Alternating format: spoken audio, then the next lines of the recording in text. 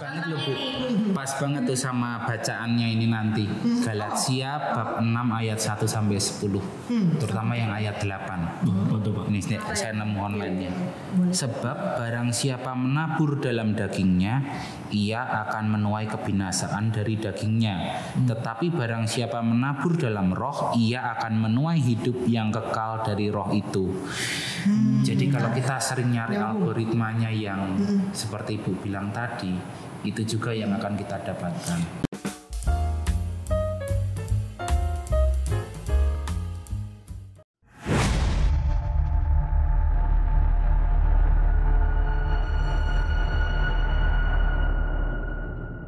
Dunia digital itu sekarang ini udah berkembang pesat sekali ya, Pak Dian, Bu Monik.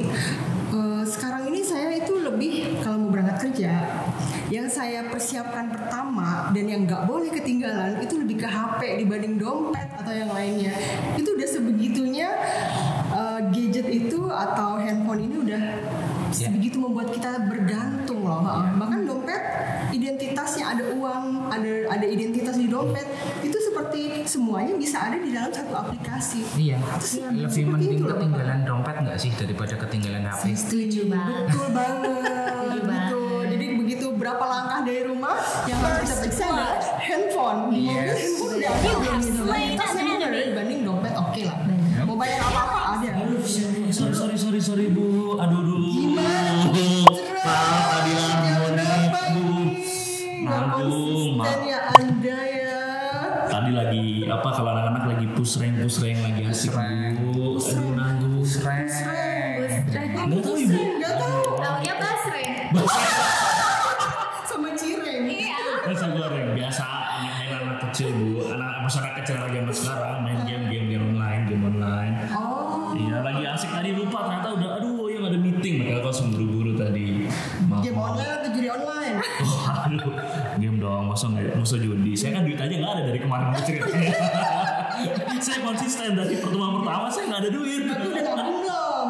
Kan yang Udah kemarin dong, bilang katanya puasa jajan. Jadi saya udah nabung. Makanya karena saya daripada duitnya buat jajan, jadi saya buat beli kuota aja Bu. Dia cinta banget sama HP. Jadi lebih baik gak jadi kuota ada paket. Iya bener, kalau nggak ada HP itu susah Bu hari ini, ya kan? Ya untuk sisi positifnya sih nggak apa-apa. Bener. Harus kita jadi konsentrasi ya Bapak. Ya. Jadi kita mau bahas apa nih Bu? Di pertemuan APP ketiga ini. Di pertemuan APP ketiga. Nah, temanya kita sekarang kan terkait solidaritas, subsidiaritas untuk kesejahteraan mental dan spiritual. Luar biasa. Tiap minggu kayak berat-berat terus ya. Enggak bisa. Terlalu ngomong di lagi. Nah itulah makanya kita ngobrol di sekarang ini adalah supaya umat itu lebih paham ya, lebih memahami tentang tema APP ketiga ini supaya lebih membumi, supaya lebih merakyat lah gitu ya. Jadi kita paham loh gitu, tema dari APP ketiga ini apa sih gitu, apa sih yang didapat oleh umat khususnya untuk kesehatan mental spiritual seperti Ya, itu. memang kita pingin dalam pertemuan ketiga ini kan kita bicara tentang mental dan spiritual, tapi mungkin supaya lebih kontekstual sama yang kekinian, coba kita bicara tentang mental spiritual, terutama hubungannya dengan digitalisasi. Tentang gimana kita bersosmed saat ini, gimana kemarin dengan digitalisasi ya, terus kita mengalami masa-masa sehari harus Zoom meeting 7 kali, 6 kali. Wah iya bener, pas pandemi semuanya merubah itu semua, dan ternyata kan itu juga membawa perubahan terutama kesehatan mental spiritual orang sekarang kayaknya dikit-dikit apa ya, perlu healing. Oh iya, itu benar banget. Gak stres. Iya, jadi sebenarnya ya memang makin kesini tingkat stres makin tinggi, kelelahan fisik juga makin tinggi, tapi ternyata yang kontribusinya itu lebih banyak ke arahnya ke ini ya, ke apa namanya mental. terlalu ke mental, karena terlalu banyak kita terpapar oleh sosial media, terutama sejak COVID itu. Iya, setuju sih. Merubah perilaku ya. Iya, kita memang merubah merubah perilaku dimana apa ya? Saya mengalami kalau dulu itu dikit-dikit kita perlu ketemu, sekarang mungkin kayaknya kalau bisa online aja sih, gitu kan. Itu juga merubah bahwa kebutuhan orang untuk ketemu tuh kayaknya jadi apa ya? Jadi lebih sedikit interaksi berkurang secara tidak langsung mempengaruhi gimana sih kita berteman, gimana kita untuk berhubungan dengan orang lain. Sampai yang parahnya kan kalau kita sampai kecanduan sosmed gitu, kecanduan hal-hal yang kita apa ya, quote and quote, hal-hal yang negatif ya, yang kita sebutnya hal-hal kedagingan seperti itu. Jadi makanya FOMO banget ya. Padahal daging enak. Ya kan orang balik ini kan makan daging enak banget. Iya. Apalagi ya. Kebanyakan kolesterol.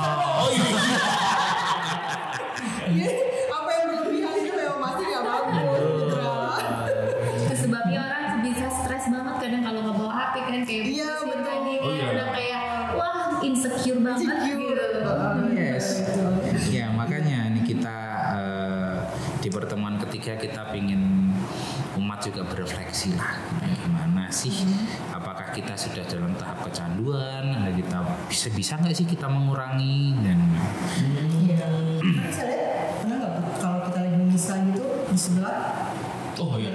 oh yes, Banyak. Saya termasuk apa namanya orang yang isi maksudnya ketika ada ini pasti handphone saya suka airplane mode biasanya. Airplane mode. Tapi kadang kalau memang miris ingat orang sebelah lagi khotbah atau bahkan baru selesai komuni langsung buka handphone tuh, buka WA itu kayak gimana gitu ya. ya Ketika kita berdoa sesudah komuni itu durasinya lebih pendek. Karena tuh yang ada di pikiran adalah bentar, ini HP, Ya. FOMO, kayaknya ada yang nggak mau yang terlewat gitu. Padahal sebelumnya habis komuni itu kan Doa. itu loh lebih Betul. banyak, durasinya Betul. lebih panjang, seperti itu udah. betul, memang ini ya berarti bener dong kalau gereja ada taruh perhatian khusus nih untuk di pertemuan APP seperti ini. Setuju banget. Yes ya. Apalagi tadi sih kalau konteksnya itu bahkan mungkin beberapa orang, saya nggak bilang semua ya, tapi saya yakin sih kayaknya ada beberapa umat yang justru sekarang merindukan misa online dibanding misa offline. Ya, Mungkin ada, mungkin. Bahkan pada saat misa online aja bahkan nontonnya juga siaran ulang gitu. Iya, betul. Bukan live-nya, iya. Bukan live-nya Karena gitu. suka-suka kita kalau udah di rumah kan, Betul. misalnya kita jam 9 masih masak gitu, kalau saya ibu-ibu kan gitu. Ya udah nanti jam 11 padahal kita online aja jam 9. Iya, atau bahkan pagi-pagi itu bisa sambil apa namanya belum mandi atau apa, bisa pagi online masih dasteran gitu-gitu kan. Itu dosa nggak sih? Nah, nggak tahu sih. Kalau itu dosa gue banyak banget. Jadi jangan dari salah satu kita gitu ya kayak gitu. Tapi kalau buat yang on time. Oh yang mana? Oh iya, Yang penting niatnya. Iya, nah, mungkin itu ya Pak yang dimaksud dengan kenapa tema ini diangkat untuk Iya. di Minggu APP ketiga ini ya. Betul. Karena pasti gereja juga sudah melihat bahwa kondisi umat ini sudah mulai memprihatinkan dengan misa online, dengan FOMO melihat gadget ketika misa, gitu. Atau mungkin di OMK juga anak-anak muda kita sekarang ketika misalnya menunggu untuk pelatihan tablo, mereka lebih banyak sibuk dengan handphonenya dibanding mereka berinteraksi dengan temannya di situ, akhirnya Yes. kurang mengenal teman di OMK-nya gitu kan. Nah itu mungkin seperti itu ya, Ya, perhatian kurang lebihnya seperti gereja itu. terhadap teknologi digital ini ya. Bersolusi loh guys. Betul. Iya, exactly, betul. Betul. Mungkin Tapi Pak, kalau aku perhatiin ini tema APP hari ini kan memang kan kita bicara soal solidaritas, subsidiaritas. Kalau yang APP pertama itu kan bicara pertobatan hati, artinya internal. Ya kan kita bertobat, lalu yang kedua itu kemarin yang kedua kalau nggak salah itu yang soal membawa dampak. Yang ini pertobatan kita itu membawa dampak. Kemarin tuh ngobrol juga sama Pak Effendi soal asap gitu. Nah kalau yang ketiga ini kan tadi bicara soal kesehatan mental. Itu korelasinya apa sih sebenarnya dengan pertobatan itu sendiri sebenarnya? Kalau saya memahami ya kesehatan mental spiritual dengan kesehatan kita sendiri, saya suka merefleksikannya dengan bahwa kita ini kan diajak untuk menjadi rekan sekerja Allah untuk membangun dunia ini. Nah, caranya kita bisa menjadi rekan sekerja Allah, terutama kita harus sehat mental dan spiritual kita. Jadi memang kita perlu melakukan sesuatu supaya kita sehat mental spiritual, yang akhirnya kita bisa menjadi rekan sekerja Allah untuk membangun dunia. Kita bisa bersolidaritas dengan saudara-saudara kita bisa bersubsidiaritas. Tentunya kita sendiri harus sehat mental spiritual kita. Tanpa kesehatan mental spiritual, kadang-kadang kita semua jadi nggak bisa peka dengan teman-teman kita. Betul. Orang yang sehat mental spiritualnya kan orang yang mampu peka terhadap teman rekan-rekannya, mampu peka dengan kebutuhan sesamanya. Terutama kalau ini ada Bu Monik, peka terhadap umat yang mempunyai kebutuhan khusus, bahwa mereka juga ada, mereka perlu diperhatikan. Jadi kan pertama-tama kita juga harus mampu untuk peka, mampu untuk apa ya istilahnya itu? Mampu untuk berempati. Iya. Benar-benar. Jangan sibuk main games. Bahkan ini tugas untuk podcast yang ini aja udah mulai. Loh, saya kan sibuk main game juga nggak sendiri loh. Saya lagi berinteraksi loh dengan yang lain gitu. Main game secara online. Mentang-mentang kita punya kehendak bebas. Oh iya, kehendak bebas. Ya kan kalau kehendak bebas kan berarti bebas mau ngapain aja kan? Iya, jadi menurut lu kehendak bebas itu apa? Ya menurut saya sih Bu, ya kehendak bebas ya bebas. Ya bebas suka kita. Emang beda. Kehendak bebas ya berarti bebas kan? Oke, jadi gimana Bu? Kayaknya kita mesti ngajarin dia lagi lah. Jadi kalau kita ngomong akal budi sama kehendak bebas itu dua-duanya dari Tuhan, setuju atau tidak? Setuju Ya. Nah, tapi kan Allah itu nggak serta-merta menentukan segalanya yang kita mau pakai, yang kita mau makan, yang kita mau kerjain gitu kan. Kebanyakan kalau semuanya Putra besok jam 7 bangun, cetrek Putra masuk kamar mandi, gosok gigi, setelah itu kamu makannya ini kayak robot dong. Bener. Gitu kan. Udah nggak ada akal budinya, terus nggak bebas lagi. Nah, tapi kebebasan itu artinya kamu memegang kendali tuh, kayak kamu setir mobil, aku mau beli apa, aku mau pilih apa, aku mau bicara apa, itu yang kamu kendaliin. Jadi artinya bebas sih, pakai akal budi, tapi punya tanggung jawab gitu. Bener nggak sih Pak? Bener Maksudnya bisa memilih. Nah, bisa memilih yang seperti apa ini Betul. bagusnya.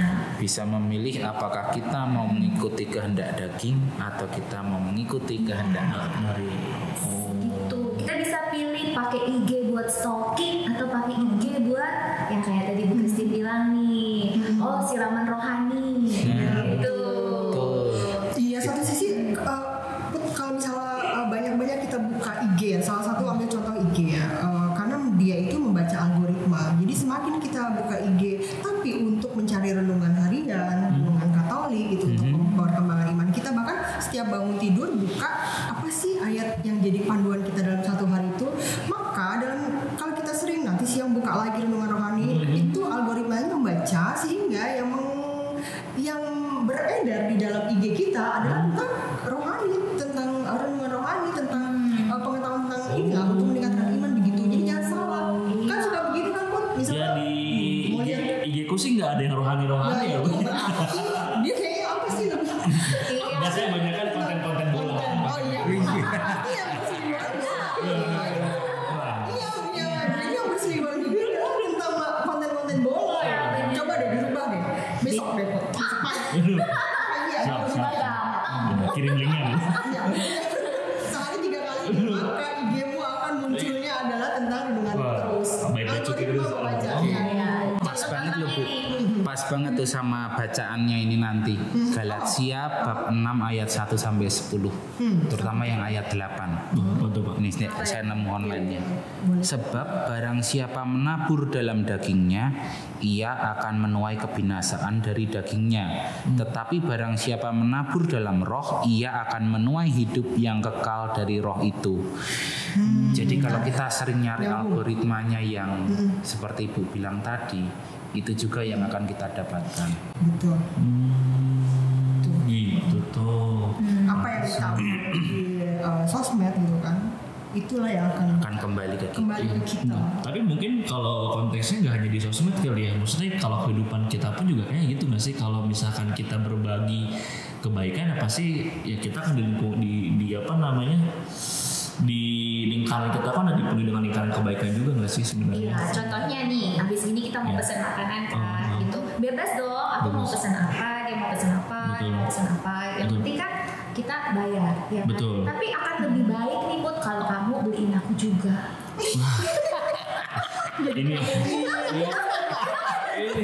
Ini saya dari kemarin aja, dari episode 1 saya minta duitnya nggak dapat mau berbagi lagi nih. Tenang Bu, tenang. Nanti saya yang bayarin. Tapi duitnya tuh duit Monik kan. Saya bagian bayarin aja. Gimana sih berbagi kebaikan? Monik bisa kapok itu di maksud kita kan. Saya berbaginya yang berdampak aja. Saya berbagi ke teman-teman masak yang lebih membutuhkan. Oh gitu. Iya betul. Itulah bentuk pertobatan kita. Iya Pak, kembali ke tadi Galatia. Itu yang menceritakan kisah tentang itu surat Paulus itu bab 6 ayat 1 sampai 10. Ini sebetulnya kan jangan dari Paulus terhadap jemaat di Galatia, terutama sebetulnya ini Paulus mengajak untuk bersolidaritas terhadap saudara-saudaranya, dan kemudian Paulus juga sebenarnya di sini kalau saya baca dia memberikan contoh bagaimana bersubsidiaritas. Ada juga ya kalau ternyata. Jadi kan dia menyatakan dia yang menerima pengajaran dalam firman baiknya membagi segala sesuatu yang ada padanya dengan orang yang memberikan pengajaran itu. Jadi ada ajakan untuk berbagi, ajakan untuk firman yang sudah ada dibagikan ke orang yang lain. Kan ini ambil contohnya bagaimana Paulus berusaha bersolidaritas. Dan ada ajakan di ayat 10, selama masih ada kesempatan bagi kita, marilah kita berbuat baik kepada semua orang. Dan ada ajakan juga untuk bersolidaritas, berbagi, untuk kemudian untuk peduli, untuk peka, berempati kepada orang lain. Ya, jadi ternyata dari berapa ribu tahun yang lalu Paulus juga sudah menganjurkan untuk berbagi. Iya, ya cuma kan? zaman dulu kan berbaginya masih. Iya, konteksnya mungkin beda ya. Betul. Berbagi itu bisa diaplikasikan di semua zaman. Betul. Kita hidup di dalam teknologi digital yang sudah semakin pesat ya. Betul. Jadi imbauan Rasul Paulus ini masih relevan sekarang. Pada saat itu kan tadi kan kalau nggak salah bicara soal berbagi firman ya.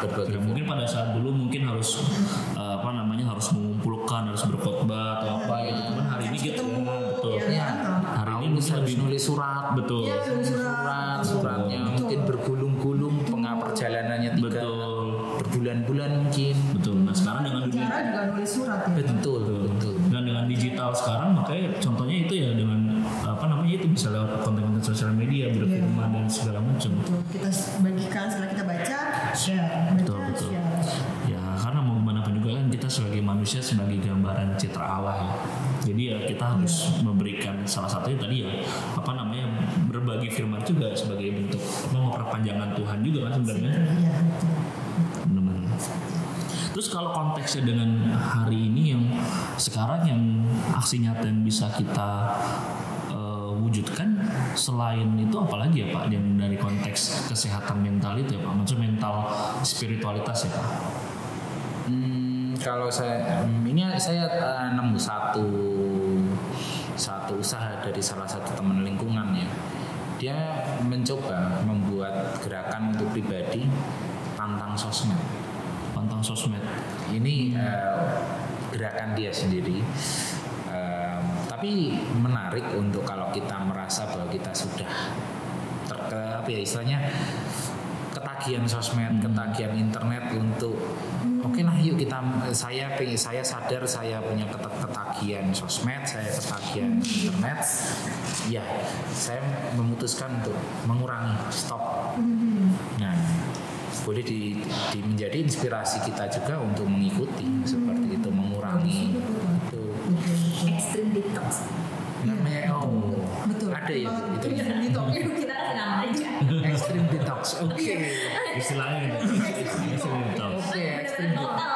Iya. Tapi apakah bisa Bu se-ekstrim itu untuk sosmed yang udah menjadi bagian dalam kehidupan kita? Saya rasa kalau memang benar-benar diniatin pasti bisa ya. Kembali ke Orang kalau niat. mau ngurangin berat badan kalau benar-benar dia niat banget tuh ya. Tapi kayaknya bukan buat gue deh. Saya niat aja sih tapi Wah, kiri kanan kena. Bu ada tips nggak gimana supaya nyatanya gimana sih supaya ekstrim detox ini untuk sosmed? Ada langkah konkret nggak? Agak berat ya. Jadi intinya memang niat dulu harus ada niat ya. Terus lalu dia bikin satu ketetapan, entah itu handphonenya dimatikan atau tidak isi kuota ya harus ada benar-benar cut off-nya gitu, nggak cuma hanya dia nggak cut off tapi dari pihak device-nya itu sendiri atau wifi-nya yang diputusin hanya mungkin untuk tertentu aja ya, untuk mungkin yang penting-penting aja, urgent gitu. Yang sangat ekstrim sampai delete account ya. Oh, Itu yang sampai ekstrim sekali. tapi kayaknya kita butuh update dari enggak ada banyak yang kayak gitu juga biasanya dia account sosmed tapi biasanya bukan konteks pantang biasanya lagi patah hati biasanya. buat lagi depresi. Iya.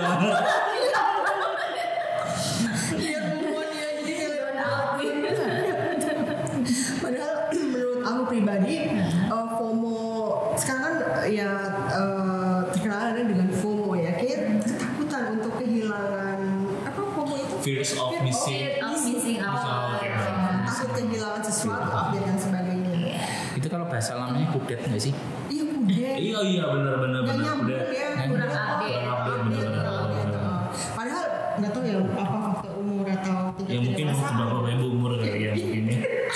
Itu kita semakin mengurangi paparan tentang informasi itu hidup sebenarnya lebih tenang loh Pak. Setuju sih. Betul. Buat di dompet juga lebih aman loh, terutama kalau racun-racunnya udah keluar. Itu aku kayak racun. Itu kayaknya di aplikasi belanja. Tanggal berapa ini?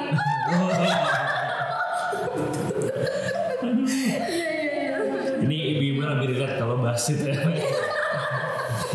Kalau Pak Dian soalnya bagian transferin aja pokoknya. Sama ngambilin paket di depan. Kalau kita menanti berikan paket gitu Betul. ya. Tapi kan makanya salah satu bicara digital kita coba manfaatin ya. Kalau aku konteks sama Paulus ini Rasul Paulus ini kan kita bagaimana diajak untuk mau berbagi apalagi dengan solidaritas. Nah, salah satu digital ini menurutku ya salah satu hal yang positifnya yang kita lakukan juga sih sebenarnya hari ini. Ya kan kita membahas, kita membagikan kayak kemarin pertemuan pertama itu kita ada terkait credit union supaya umat Helena juga mau tergerak untuk satu pertobatan hati untuk membantu sesama, lalu yang kedua bagaimana asa. Nah yang ketiga ini kita juga mau berbagi nih Bu. Ya. Karena kenapa ada Ibu Monik di sini yang hadir tengah-tengah kita bukan hanya untuk meramaikan, pasti ada satu yang kita mau gali dari Ibu Monik ini. Iya. Betul kan? Cocok dengan backgroundnya. Betul. Juga seorang psikolog. Bu psikolog ya? Belum. Oh, aku baru tahu. Butuh nanti konsultasi. Butuh Bu konsultasi khusus keuangan sih tetap. Kalau nggak salah ini Bu Monik ini di salah satu yang komunitas setara ya Bu ya. Nah boleh dong Bu di sharing karena kan pas ini relate juga nih terkait bagaimana kita mau berbagi dan pertobatan hati, terutama ini agak spesial di setara ini sih. Boleh diceritakan sedikit Bu? Setara ini adalah sebuah kelompok yang anggotanya itu umat berkebutuhan khusus disabilitas ya. Jadi mereka punya keterbatasan fisik dan atau sensorik, mental, ya dan intelektual. Dalam waktu yang lama, jadi kesempatan mereka untuk dapat berpartisipasi aktif di dalam komunitas gereja itu memang terbatas atau mengalami kesulitan ya. Nah, sejauh ini yang anggota yang masih aktif itu hanya sekitar 10 orang itu yang di lingkupan Santa Heli gitu ya. Dan memang didominasi oleh autism dan Down syndrome untuk saat ini. Ya. Tapi kami terbuka untuk semua jenis disabilitas gitu. Jadi semua yang berkebutuhan khusus disabilitas itu memang bisa tergabung di komunitas setara ini. Punya wadah. Dan ini sifatnya itu memang hanya komunitas di Helena atau sebenarnya ada di luaran itu, misalnya kayak di paroki lain atau gereja itu? Oke, untuk setara sendiri ini hanya ada di Santa Helena, tapi paroki-paroki lain juga bisa. Dan mereka juga ada yang memang sudah memiliki komunitas yang mewadahi umat dengan disabilitas ini. Gitu. Namanya setara di paroki lain? Pasti beda-beda namanya. Bisa ya sama dengan setara ini kepanjangannya sempurna di mata Allah. Jadi saya berdua dengan Bu Ari, kita itu bikin kayak program rutin setiap bulan itu pengajaran rohani untuk umat yang ada di dalam setara ini. Gitu. Setara sempurna di mata Allah. Di mata. Tolong editor dimasukin ya. Gitu. Saya pikir lebih ke kesetaraan. Iya, intinya sama juga sih. Itu juga ya. Ya, intinya kita tuh mau menghadirkan kebersamaan, sukacita di antara mereka ini, gitu ya, di dalam komunitas gereja kita, gitu. Dan 10 ini berarti sifatnya awalnya jadi swadaya ya? Atau memang ada instruksi khusus? Tolong dong Bu Monik dan Bu ini tolong buat ini buat yang komunitas yang tadi disabilitas supaya umat Helena bisa terakomodir, atau awalnya dari gerakan pribadi masing-masing Bu?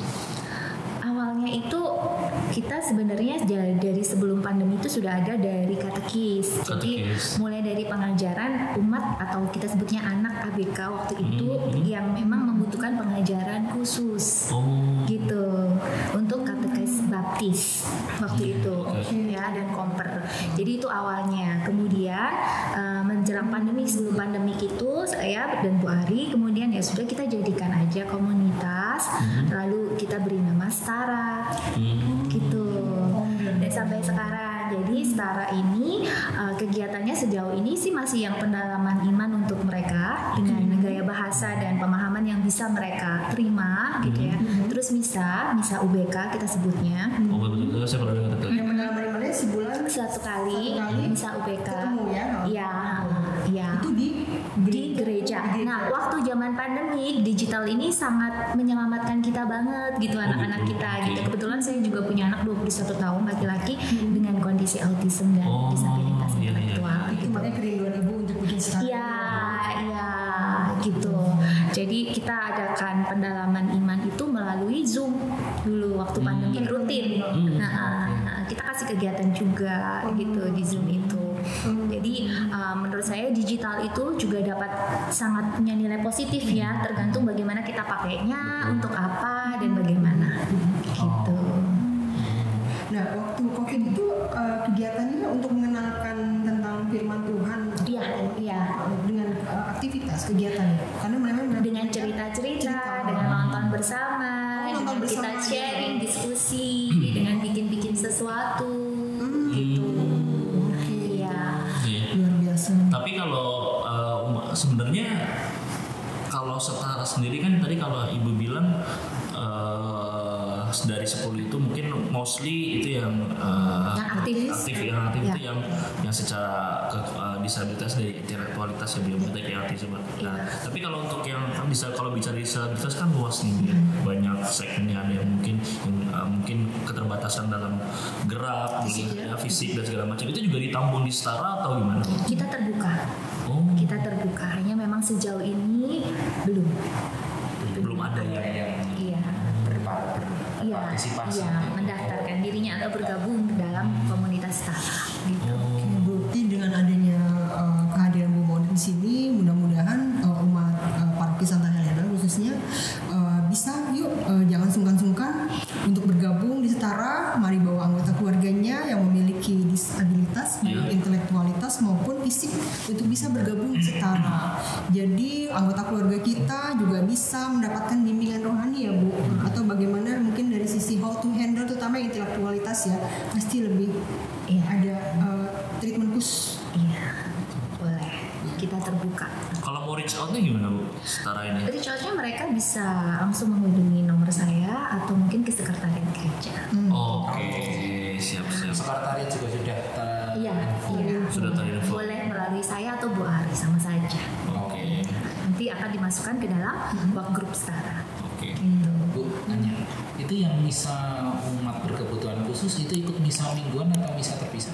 Misa khusus, tapi kan anak-anak kita ini ya sebagaimana warga gereja lain ya, mereka bisa datang ke misa reguler juga kan.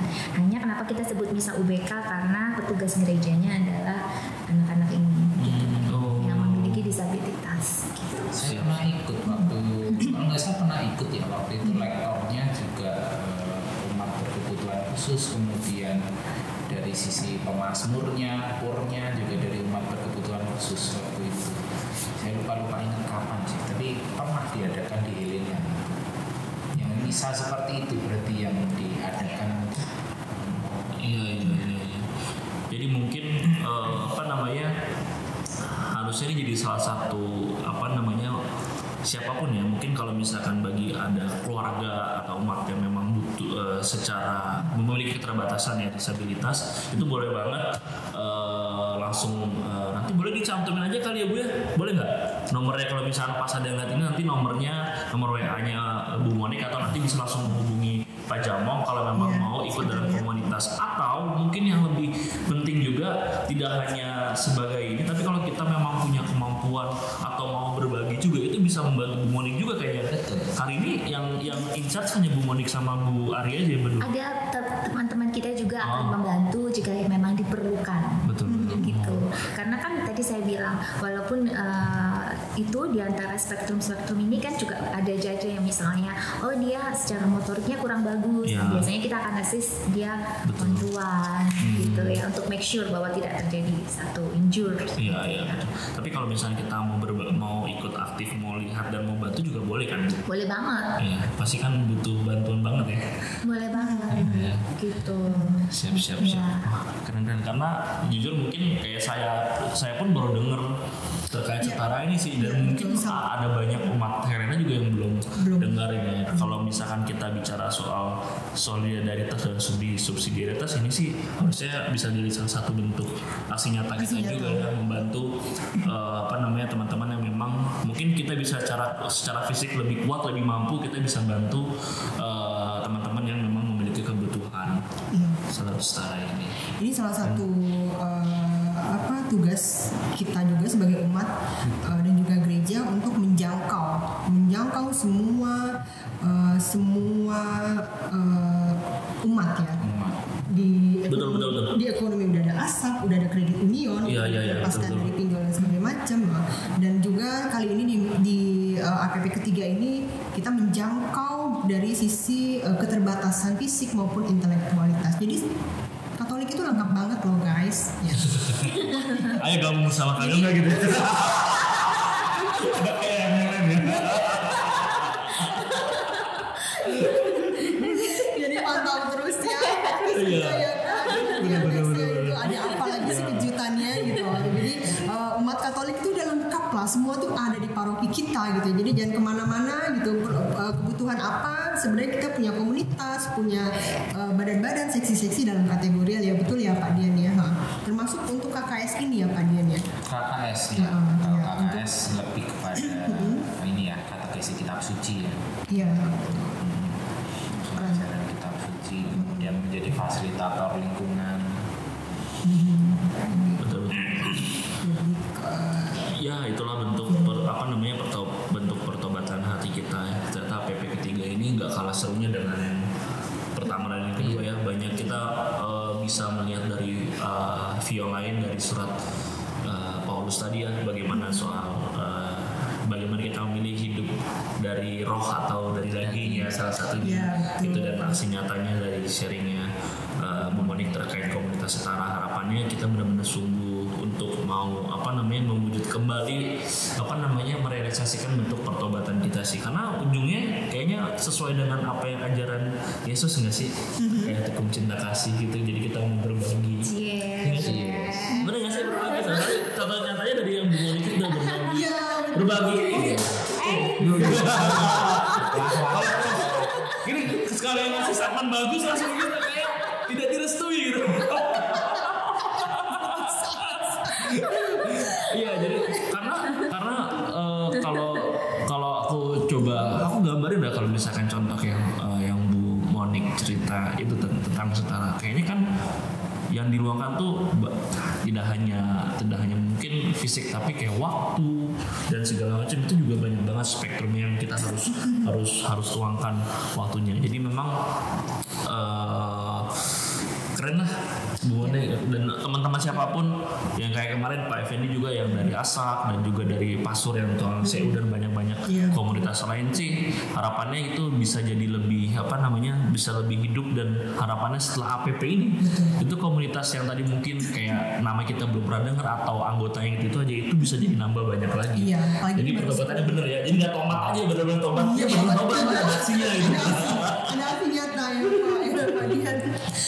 Tapi kalau misalnya mau bergabung untuk menjadi volunteer di Setara, ada kriteria khusus nggak? Tidak ada. Oke. Jadi luangkan waktu, luangkan hati terutama ya.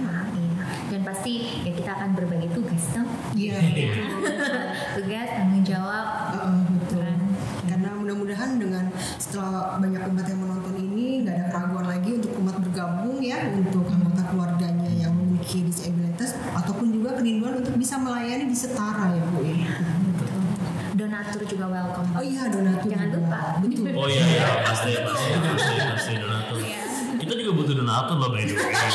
Karena maksudnya di ATP 3 cuma tulisannya begini loh. Kalau di yang lain-lain kan biasa kayak digital kita cuma bisa tulisan gitu doang atau Kok ada sponsor? Iya. Mana tahu bentuk pertobatan hati ya. Bentuk subsidiaritas saya karena saya punya keuangan lebih, saya mau bantu pewartaan digital di sponsor santai lain ya. Saya sumbangkan sponsorship. Wah, itu keren banget sih. Itu lebih aksi nyata lagi gitu. Itu udah masuk berjuang lagi. Aksi nyata. Ini nggak ada di skrip padahal. Ini namanya juga usaha.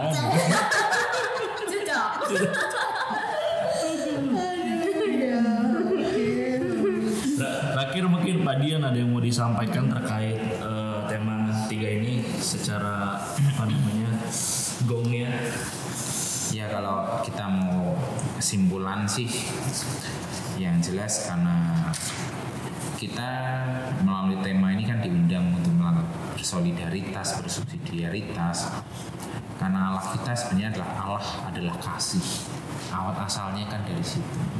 Allah adalah kasih, dan kemudian kita sebagai umatnya diundang juga untuk membagikan kasih Allah tersebut kepada orang-orang sekitar kita, kepada saudara-saudara kita, kepada sesama kita, baik secara offline maupun secara online. Jadi saya rasa kesimpulannya hanya itu aja sih, bahwa dasarnya Allah adalah kasih, dan kita sebagai umatnya diundang untuk selalu membagikan kasih Allah pada sesama kita. Mantap. Kalau Bu Eva ada yang Bu Monik. ya. UEFA siapa ya? Gak konsen ini. Biasa dari tadi ya.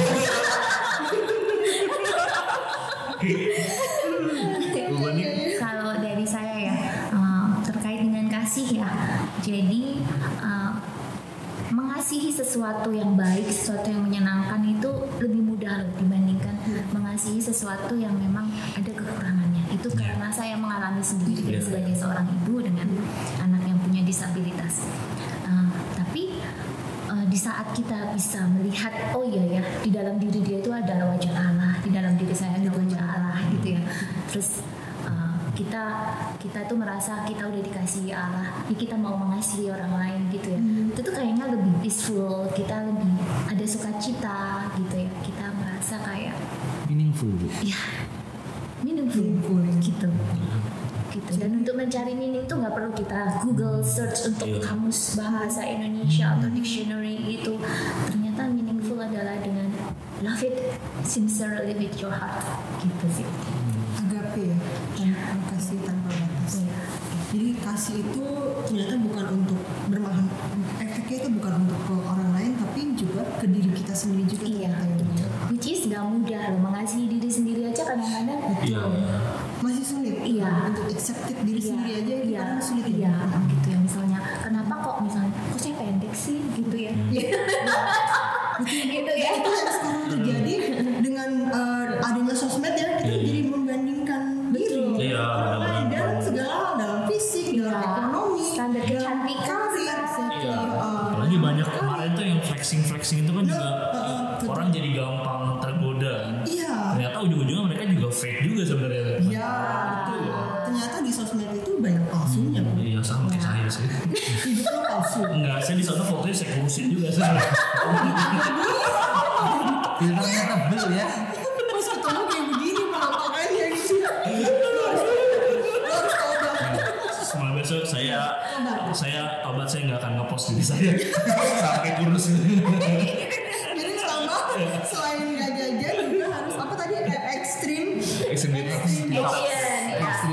Jadi mudah-mudahan bisa jadi langkah nyata, langkah konkret ya di tema FPP kita ini untuk bisa kedepannya kita udah makin jarang ya bisa itu melihat sebelah kita tuh sibuk dengan HP-nya, makin berkurang. Halo? Gini. Ya? Kurang satu. Ya bentar. Mana? Pak, izin ada panggilan 5 bar mau pusreng lagi, kurang satu. Ini lagi mau subsidiaritas, kemampuan saya dibutuhkan, Bu. Iya, jadi makasih sharingnya, bentar ya Bapak Ibu ya.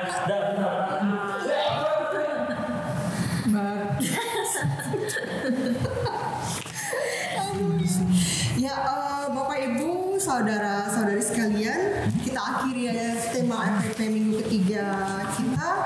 Semoga bisa memberikan pencerahan dalam bagaimana kita memanfaatkan dan menggunakan teknologi digital untuk kesehatan spiritual diri kita sendiri, keluarga, dan lingkungan.